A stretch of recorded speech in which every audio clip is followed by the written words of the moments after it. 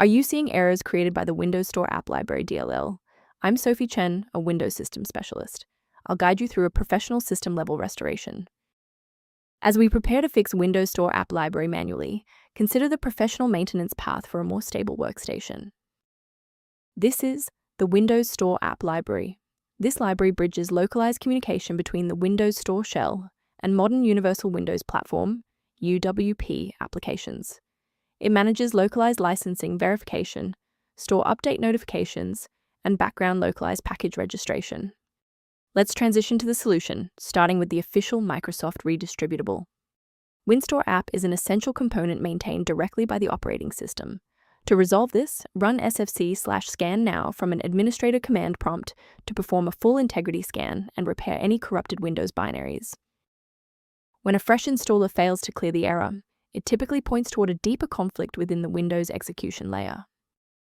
A full system restart clears the temporary memory cache and allows Windows to attempt a fresh initialization of all required libraries, including Windows Store App Library. Before you reboot, make sure to bookmark this video or click the like button so you can easily find your way back to the next step once your PC is back up and running.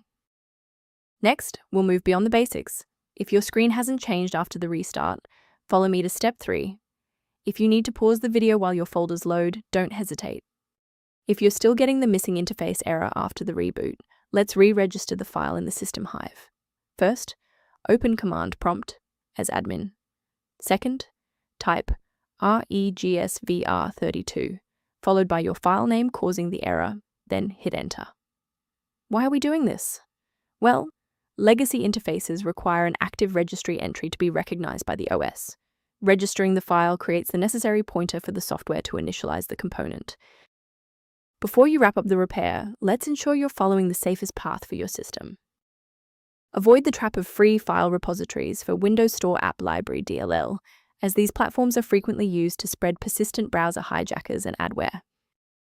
To complement these security best practices, you may want to consider using a diagnostic resource to help manage your system's library references. For a fresh review of system maintenance concepts, the recommended tool below includes information related to Windows Store App Library.